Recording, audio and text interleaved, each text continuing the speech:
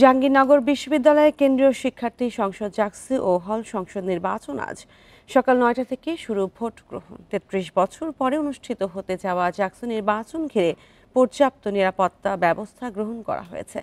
কেন্দ্রে বসানো হয়েছে সিসিটিভি ক্যামেরা। নির্বাচনের সার্বিক নিরাপত্তায় থাকবেন ১৫০০ পুলিশ সদস্য। ২১টি কেন্দ্রের ২২৪টি বুথে ভোট দেবেন ভোটাররা। প্রতি কেন্দ্রের দায়িত্বে থাকবেন একজন করে রিটার্নিং কর্মকর্তা। জাকসু নির্বাচনে কেন্দ্রীয় সংসদে ২৫টি পদে লড়ছেন মোট ১৭৮ জন। এর মধ্যে ভিপি পদে ৯ জন এবং জিএস পদে ৯ জন প্রার্থী প্রতিদ্বন্দ্বিতা করছেন। ভোটার সংখ্যা ১১,৭৪৭ জন।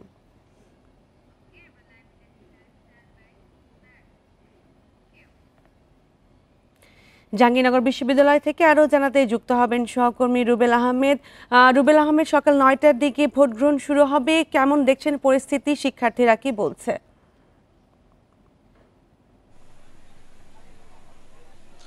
দেখুন, সেই কাঙ্ক্ষিত জাকসু নির্বাচন দীর্ঘ ৩৩ বছর পর আজ অনুষ্ঠিত হতে যাচ্ছে। আপনি যেমনটি বলছিলেন, সকাল ৯টা থেকে এই জাকসু নির্বাচনের ভোট গ্রহণ অনুষ্ঠিত হবে এবং বিরতিহীনভাবে বিকেল ৫টা পর্যন্ত এই ভোট গ্রহণ কিন্তু হবে। এবং এই জাকসু নির্বাচনকে নিয়ে বিশ্ববিদ্যালয় প্রশাসন এবং নির্বাচন কমিশনের যারা দায়িত্বরত রয়েছে তারা কিন্তু এরই মধ্যে যাবতীয় প্রস্তুতি সম্পন্ন করেছে। আমরা গতকালকে দেখতে পেয়েছি যে বিশ্ববিদ্যালয়ের যে ২১টি হল রয়েছে সেই হলগুলো কিন্তু কেন্দ্র হিসেবে ব্যবহার করা হবে এবং সেই কেন্দ্রগুলো কিন্তু এরই মধ্যে তারা প্রস্তুত করেছেন। সেখানে তারা বুথ বানানোর কাজ গতকালকে শেষ করেছে এবং নিরাপত্তার জন্য সার্বক্ষণিক মনিটরিংয়ের জন্য, তদারকির জন্য সেখানে কিন্তু তারা সিসিটিভি ক্যামেরা লাগিয়েছেন। এবং গতকালকে আমাদেরকে বিশ্ববিদ্যালয় কর্তৃপক্ষের পক্ষ থেকে জানানো হয়েছিল যে বিশ্ববিদ্যালয়ের এই নির্বাচনকে ঘিরে ঢাকা জেলা পুলিশের পক্ষ থেকে প্রায় ১৫০০-র মতো পুলিশ সদস্য বিশ্ববিদ্যালয়ের অভ্যন্তরে এবং গেটের বাহিরে অবস্থান করবে। তারই লক্ষ্যে কিন্তু আমরা দেখতে পেয়েছি যে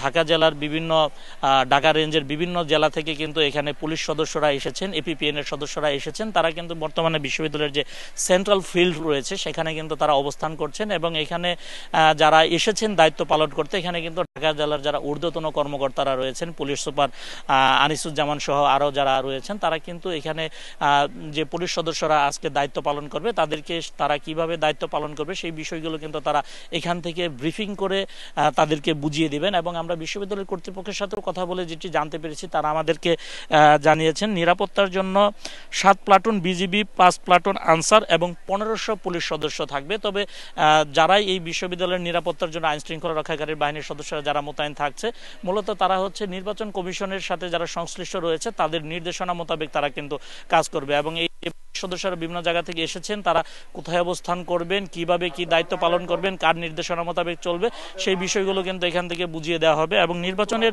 বাকি যে কাজগুলো রয়েছে নির্বাচন কমিশন সেগুলো কিন্তু তারা এর মধ্যে সম্পন্ন করেছে। আমরা গতকাল নির্বাচন কমিশনের সাথে কথা বলেছি, তারা আমাদেরকে জানিয়েছেন তারা ভোট গ্রহণের জন্য সামগ্রিকভাবে প্রস্তুত রয়েছে এবং আজকে সকালে কেন্দ্রে কেন্দ্রে ব্যালট পেপারগুলো তারা পৌঁছে দেবে ভোট গ্রহণের আগে, এমনটি কিন্তু নির্বাচন কমিশনের পক্ষ থেকে আমাদেরকে হয়েছে। এছাড়া আমি আরো কিছু বিষয় একটু জানিয়ে রাখতে চাই, সেটি হচ্ছে যে বিশ্ববিদ্যালয়ের ২১টি যে হল রয়েছে এর মধ্যে 10টি হচ্ছে ছাত্রী হল এবং 11টি হচ্ছে ছাত্র হল। এই হলগুলোকে বিশ্ববিদ্যালয় কর্তৃপক্ষ কেন্দ্র হিসেবে ব্যবহার করছে এবং এখানে ২২৪টি বুথে কিন্তু ভোট গ্রহণ অনুষ্ঠিত হবে। এবং এই জাকসু নির্বাচনে আমরা দেখতে পেয়েছি ভিপি পদে ৯ জন এবং জিএস পদে ৯ জন সহ সর্বমোট ১৭৮ জন প্রার্থী কিন্তু প্রতিদ্বন্দ্বিতা করছে।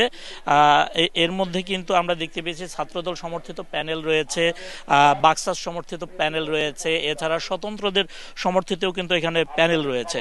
তো সবাই প্রতিদ্বন্দ্বিতা করছে এবং ভোটারদের আমরা এখন পর্যন্ত দেখতে পাইনি, যেহেতু সকাল ৯টার পরে ৯টা থেকে ভোট গ্রহণ শুরু হবে, তখন কিন্তু কেন্দ্রে কেন্দ্রে কিন্তু ভোটারদের উপস্থিতি দেখতে পাওয়া যাবে। আমি কিছু সময় আগে ২-১টি কেন্দ্র ঘুরে এসেছি, সেখানে কিন্তু আমি কোনো ধরনের যে নির্বাচন সংশ্লিষ্ট যারা রয়েছেন তাদেরকে দেখতে পাইনি এবং ভোটার যারা রয়েছে তাদেরকেও কিন্তু আমি দেখতে পাইনি। এবং এই জাকসু নির্বাচন এবার কিন্তু জাহাঙ্গীরনগর বিশ্ববিদ্যালয়ে ৩৩ বছর পরে ১০মবারের মতো এই জাকসু নির্বাচন অনুষ্ঠিত হতে যাচ্ছে এবং এই নির্বাচনে মোট ভোটার সংখ্যা হচ্ছে ১১,৭৪৭ জন। এর মধ্যে 11 হলে, অর্থাৎ ছাত্রর যে 11 হল রয়েছে সেই ছাত্র 11 হলে ৬,০১৮ জন ভোটার রয়েছে এবং ছাত্রীদের যে 10টি হল রয়েছে সেখানে কিন্তু ভোটার সংখ্যা হচ্ছে ৫,৭২৯ জন। আর আমি আরও একটি তথ্য জানিয়ে রাখতে চাই, সেটি হচ্ছে কেন্দ্রীয় সংসদের 21টি পদে এবং হল সংসদের 15টি পদে মিলিয়ে এক একজন ভোটারকে কিন্তু সর্বমোট 40টি ভোট দিতে হবে এবং ভোট গ্রহণের জন্য জাকসুর জন্য 3 পাতা এবং 2টি হলের জন্য 2 পাতা এবং বাকি হলগুলোর জন্য এক পাতার ব্যালট পেপার কিন্তু ছাপানো হয়েছে। এবং এই নির্বাচন সম্পন্ন হওয়ার পরে ভোট গণনা আর কাজ শেষ করে বিশ্ববিদ্যালয়ের যে সিনেট হল রয়েছে সেখান থেকে কিন্তু নির্বাচন কমিশন এই ভোট গণনার পরে কিন্তু ফলাফল ঘোষণা করবে। এবং নির্বাচন কমিশন আমাদেরকে জানিয়েছেন, তারা বলছেন যে ক্যাম্পাসের বিভিন্ন জায়গায় যে সিসিটিভি ক্যামেরাগুলো রয়েছে সেগুলো কিন্তু তারা সিনেট হলের যে মনিটর রয়েছে সেখান থেকে কিন্তু তারা সার্বক্ষণিক মনিটরিং করবে বলে আমাদেরকে জানিয়েছে। সব মিলিয়ে যদি বলি 32 বছর পরে যে জাকসু নির্বাচন অনুষ্ঠিত হতে যাচ্ছে সেই নির্বাচনের জন্য এখন পুরোপুরি প্রস্তুত রয়েছে বিশ্ববিদ্যালয়ের প্রশাসন এবং আইনশৃঙ্খলা রক্ষাকারী বাহিনীর সদস্যরাও এরই মধ্যে পৌঁছে গিয়েছেন। তারা নির্বাচন কমিশনের নির্দেশনা মোতাবেক তাদের যাবতীয় কাজ করবে বলে আমাদেরকে জানিয়েছেন। সকাল 9টায় ভোট গ্রহণ শুরু হবে জাকসু নির্বাচনে এবং সে বিষয়ে জানাচ্ছিলেন সহকর্মী রুবেল আহমেদ। 5 আগস্ট পরবর্তী রাজনীতির আকাঙ্ক্ষা অনুধাবনে ব্যর্থতাই ডাকসু নির্বাচনের ছাত্র দলের পরাজয়ের অন্যতম কারণ। অন্যদিকে নতুন প্রজন্মের শিক্ষার্থীদের প্রত্যাশা পূরণে পরিবর্তনের অঙ্গীকারই জিতিয়েছে ছাত্র শিবির সমর্থিত প্যানেলকে, বলছেন বিশ্লেষকেরা। জাতীয় নির্বাচনের আগে দেশের সর্বোচ্চ বিদ্যাপীঠ ঢাকা বিশ্ববিদ্যালয় কেন্দ্রীয় ছাত্র সংসদ নির্বাচনে 80% বেশি ভোট শুধু অভূতপূর্বই নয়, আশাব্যঞ্জক। নির্বাচনে ছাত্র শিবির সমর্থিত প্যানেলের বিপুল জয় আর ছাত্রদলের ভরাডুবি নিয়ে চলছে চুলচেরা বিশ্লেষণ। ফলাফল ঘোষণার মধ্যেই ছাত্রদলের ভিপি প্রার্থী আবিদুল ইসলাম খান ও স্বতন্ত্র প্রার্থী উমামা ফাতেমা ইলেকশন ইঞ্জিনিয়ারিংয়ের অভিযোগ তুলে ফল প্রত্যাখ্যান করেছেন। নতুন প্রজন্মের শিক্ষার্থীদের মনোভাব বুঝতে না পারা, জুলাই পরবর্তী দলের অবস্থান ও সঠিক পরিকল্পনার অভাব ডাকসু নির্বাচনে ছাত্রদলের পরাজয়ের কারণ বলছেন বিশ্লেষকরা। পরিকল্পনা নিয়ে, আপনার প্রার্থী সিলেকশন নিয়ে, গত 1 বছরে আপনার প্রস্তুতি নিয়ে আপনি কতটা প্রস্তুত ছিলেন, আপনার প্রার্থীরা কবে থেকে জানে তারা যে নির্বাচনে প্রার্থী হবে, আপনি যাদেরকে প্রার্থী করলেন তারা কতটা শিক্ষার্থীদের মধ্যে বিরাজমান, জুলাইকে ক্যাপিটালাইজ করার জন্য পোস্ট জুলাইয়ের যে গত 1 বছর এইটাকে বিবেচনা করা দরকার ছিল। ডাকসু নির্বাচনের ফল জাতীয় নির্বাচনেও প্রভাব ফেলবে বলে মনে করেন বিশ্লেষকরা। ডাকসু হচ্ছে জাতীয় নির্বাচনের ব্যারোমিটার এবং এর মাধ্যমে আগামী নির্বাচনের যে রিফ্লেকশন বা প্রতিফলন হবে সেটাই স্বাভাবিক অতীত হয়েছে এবং সামনের দিনগুলোতেও আমরা দেখব। ছাত্রদল যেটা করেছে সেটা হচ্ছে যে তারা অতীতের ধারাবাহিকতায় বর্তমান সময়টাকে দেখতে চেয়েছে এবং তারা সাধারণ শিক্ষার্থীদের রিড করতে সম্পূর্ণভাবে ব্যর্থ হয়েছে। গণ অভ্যুত্থান পরবর্তী রাজনৈতিক সংস্কৃতির পরিবর্তন চায় দেশবাসী, যা বুঝতে না পারা যে কোনো দলেরই বড় ব্যর্থতা বলে মনে করেন এই বিশ্লেষক। রেজওয়ানুল হক, ইন্ডিপেন্ডেন্ট নিউজ, ঢাকা। আওয়ামী লীগের সঙ্গে আতাত করে ডাকসু নির্বাচনে শিবির জিতেছে বলে অভিযোগ করেছেন বিএনপি স্থায়ী কমিটির সদস্য মির্জা আব্বাস। বুধবার বিকেলে চট্টগ্রামের পাঁচশালায় এসে সাবেক মন্ত্রী আবদুল্লাহ আল নোমানের স্মরণ সভায় তিনি এই কথা বলেন। মির্জা আব্বাস বলেন, অনেকের অভিযোগ 5 আগস্টের পর বিএনপির নেতা কর্মীরা অন্যায় করেছে। বাস্তবতা হলো আওয়ামী লীগ বিএনপির ভেতরে ঢুকে অপকর্ম করছে। তবে বিএনপিতে কোনো চাঁদাবাজি, টেন্ডারবাজি বা অপকর্মের ঠাঁই হবে না। ডাকসু নির্বাচন প্রসঙ্গে তিনি আরো বলেন, নির্বাচনে এত ভোট কিভাবে পড়ল সেই হিসাব মিলছেন, তবে গভীর ষড়যন্ত্রের আভাস পাওয়া গেছে।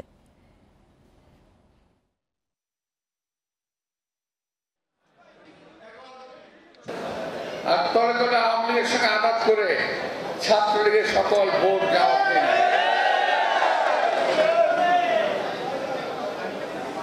বুঝতে পারছেন। এখন বিএনপির বিরুদ্ধে দেশে এবং দেশের বিরুদ্ধে এই দেশের বাইরে ষড়যন্ত্র হচ্ছে। চট্টগ্রাম বিশ্ববিদ্যালয় ছাত্র সংসদ নির্বাচনের বাকি 1 মাসের মতো। তবে সংশোধিত গঠনতন্ত্রে নানা বিষয়ে এখনো একমত হয়নি ছাত্র সংগঠনগুলো। যদিও নির্বাচন কমিশন বলছে সবার সঙ্গে আলোচনা করেই সংশোধনগুলো চূড়ান্ত করা হয়েছে। এমন বাস্তবতায় সুষ্ঠু ভোট নিয়ে তৈরি হয়েছে সংশয়। প্রায় 35 বছর পর হতে যাচ্ছে চাকসু নির্বাচন। এজন্য পুরনো গঠনতন্ত্র সংশোধন করে সিন্ডিকেটে পাশও হয়েছে। এ বিষয়ে শিক্ষার্থীদের সঙ্গে প্রশাসনের আলোচনা হলেও উপাচার্যের একচ্ছত্র ক্ষমতা নতুন পদ সংযোজন, ভোটার বয়সসীমা সহ নানা বিষয়ে এখনও একমত নয় বিভিন্ন ছাত্র সংগঠন।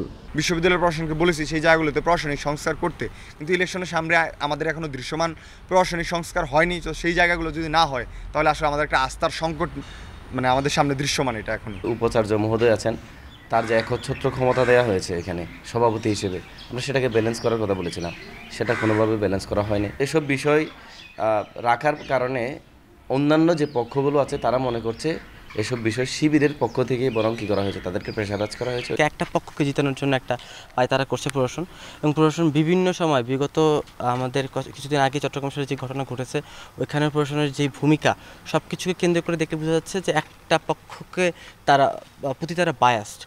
চাকসু নির্বাচন কমিশন বলছে সবার সঙ্গে আলোচনা শেষেই গঠনতন্ত্র চূড়ান্ত হয়। এক্ষেত্রে শিক্ষার্থীদের আপত্তিও আমলে নেওয়া হয়। এরপরও নতুন করে কোনো আপত্তি উঠলে তা প্রশাসনকে জানানোর তাগিদ কমিশনের।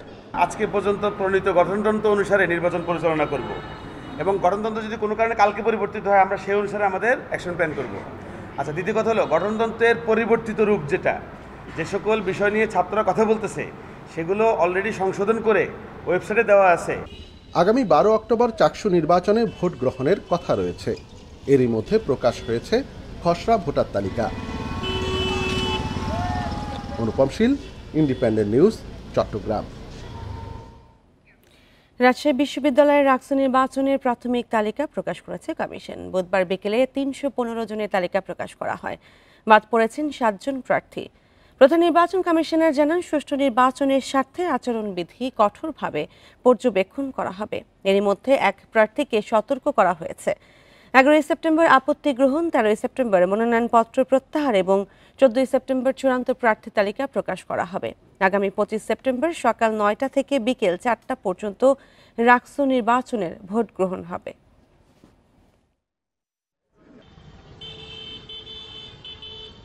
আপিল করার সুযোগ থাকবে কিনা? অবশ্যই তাদের আগামীকাল একদিন আছে, আগামীকালকের মধ্যেই তাদের আপিল করতে হবে, এবং আমরা সেটা দেখে যদি সেটা গ্রহণযোগ্য হয় তাহলে আমরা বিবেচনা করব, গ্রহণযোগ্য না হলে বাতিল হবে। মেট্রো রেলে যাত্রীর তুলনায় পর্যাপ্ত ট্রেন না থাকায় ভিড় লেগে থাকছে স্টেশনগুলোতে। বেশিরভাগ যাত্রী দাঁড়িয়ে ভ্রমণ করলেও প্রচণ্ড ভিড়ের কারণে উঠতে পারেন না অনেকে। যাত্রীদের দাবি, ট্রেন সংখ্যা বৃদ্ধি করলে এর সুফল পাবে জনগণ। মেট্রো রেল কর্তৃপক্ষ বলছে, এই মুহূর্তে ট্রেনের সংখ্যা বাড়ানোর কোনো পরিকল্পনা নেই।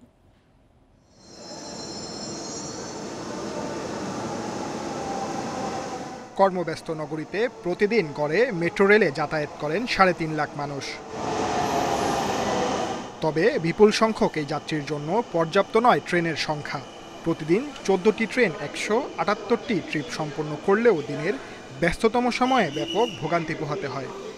আরও 2টা ইঞ্জিন যদি ভাড়ায় দেয় তো যাত্রীদের ভোগান্তি লাঘব হবে। এই জন্য সরকারের পদক্ষেপ নেওয়া উচিত দ্রুত গতিতে। টাইমটা যে 10 মিনিট দেওয়া হয়েছে সেটা যদি আগের মতো 6 মিনিটে নিয়ে আসা হয় তাহলে সে দেখা যাবে আমাদের অনেকেরই ভোগান্তি কম। এখানে দেখতে পাচ্ছেন 10 মিনিটের মধ্যে অনেকে চলে আসছে। ভোগান্তির অভিযোগ করে ট্রেনের সংখ্যা বাড়ানোর দাবি জানান যাত্রীরা। বলেন, এর সুফল ভোগ করবে সাধারণ জনগণ। নিচের ফ্লোর দেখলাম মানুষ পুরো ভর্তি, এখানে ট্রেন আরও প্রয়োজন। এই ট্রেনে পর্যাপ্ত পরিমাণ সার্ভিস দিতে পারতেছে না। ট্রেনের সংখ্যা একটু বাড়ানো উচিত, তারপরে সবাই ভিতরে দাঁড়িয়ে ভিতরে একটা অবস্থা খারাপের মতো এরকমেরই ঠেলাঠেলি মারামারি এরকম হয়। এই মুহূর্তে ট্রেন বাড়ানোর কোনো পরিকল্পনা নেই মেট্রো রেল কর্তৃপক্ষের। তবে অপারেটর বৃদ্ধির জন্য নিয়োগ প্রক্রিয়া চলমান বলে জানান ডিএমটিসিএল এর ব্যবস্থাপনা পরিচালক।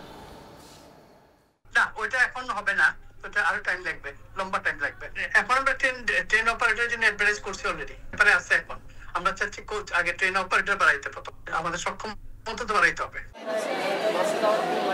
কর্মব্যস্ত নগরীতে মেট্রো রেল যেন এক আশীর্বাদ স্বরূপ, কিন্তু যাত্রীর তুলনায় ট্রেনের সংখ্যা কম হওয়ায় ভোগান্তি পোহাতে হচ্ছে অনেকের। যাত্রীরা মনে করছে ট্রেনের সংখ্যা বাড়ালে এর সুফল ভোগ করবে সাধারণ জনগণ। Sajjad Hossain, independent News, Dhaka. কয়েকটি বড় বিদ্যুৎ কেন্দ্রে জ্বালানি সংকট ও যান্ত্রিক ত্রুটির কারণে কমেছে উৎপাদন। তাই দিনে 1,500 মেগাওয়াট পর্যন্ত লোডশেডিং হচ্ছে। বড় অংশই ভোগাচ্ছে গ্রাম অঞ্চলের গ্রাহকদের। বিদ্যুৎ উন্নয়ন বোর্ড বলছে, পরিস্থিতি স্বাভাবিক হতে কয়েকদিন সময় লাগবে। বিশেষজ্ঞদের মতে, জ্বালানির অতিরিক্ত আমদানি নির্ভরতাই বিদ্যুৎ খাতের সংকটের মূল কারণ। সম্প্রতি গরমের তীব্রতার সঙ্গে বেড়েছে বিদ্যুতের চাহিদাও।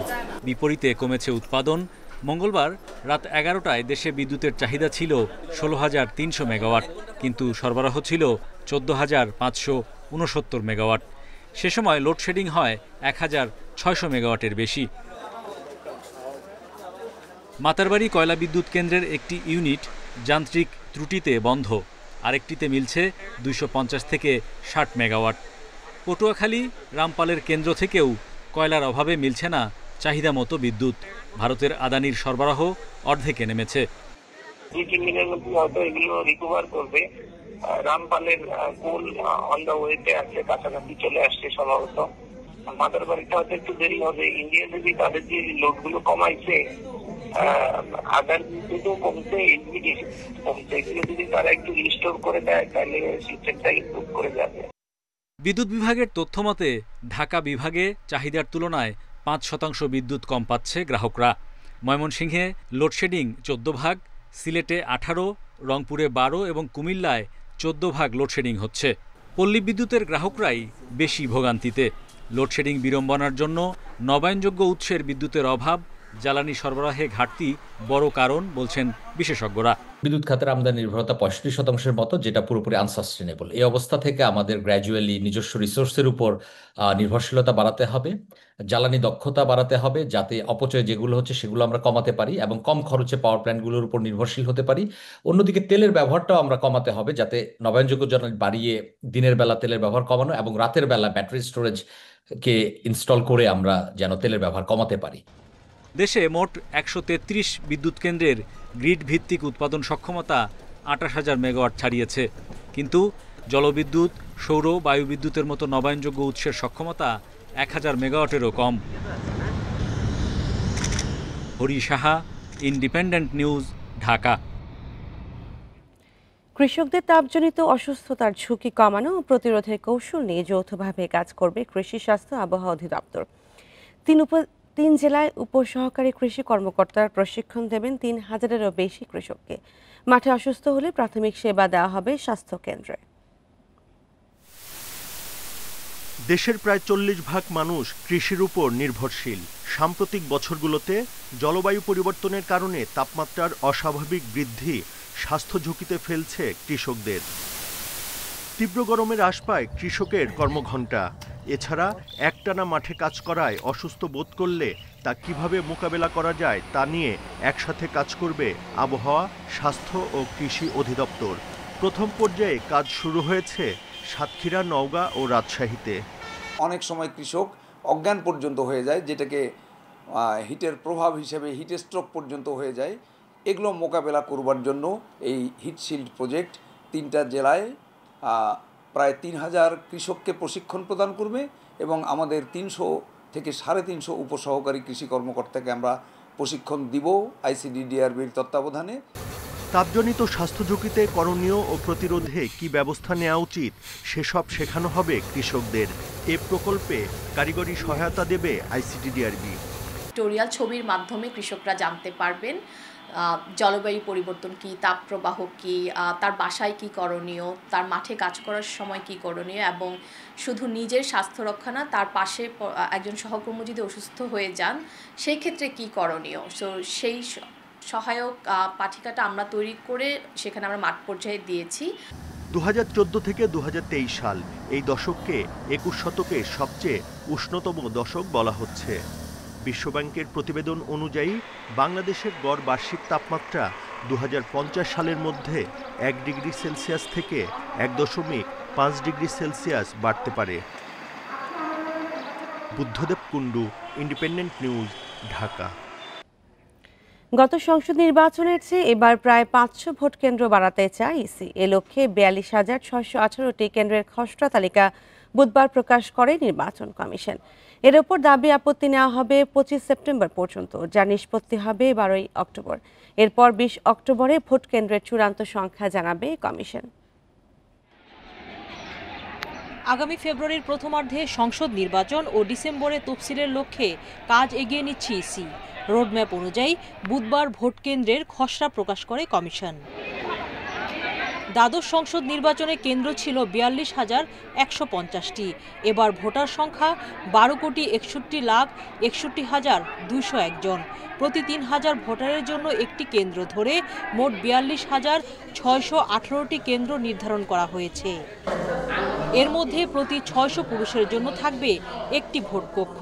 সে হিসাবে মোট কক্ষ থাকবে ১,১৪,৯৩৯টি, আর ৫০০ জনের জন্য একটি কক্ষ ধরে নারীদের ভোটের জন্য থাকবে ১,২৯,১০৭টি কক্ষ। গতবারের ভোট কেন্দ্রের সংখ্যা ছিল ৪২,১৫০ আর কক্ষের সংখ্যা ছিল ২,৬১,৪৭২। এটা দ্বাদশ আপনার সংসদ নির্বাচনে। আর এবার সেটার সংখ্যা বেড়েছে ৪২,১৫০-এর জায়গায় এটা দাঁড়িয়েছে ৪২,৬১৮।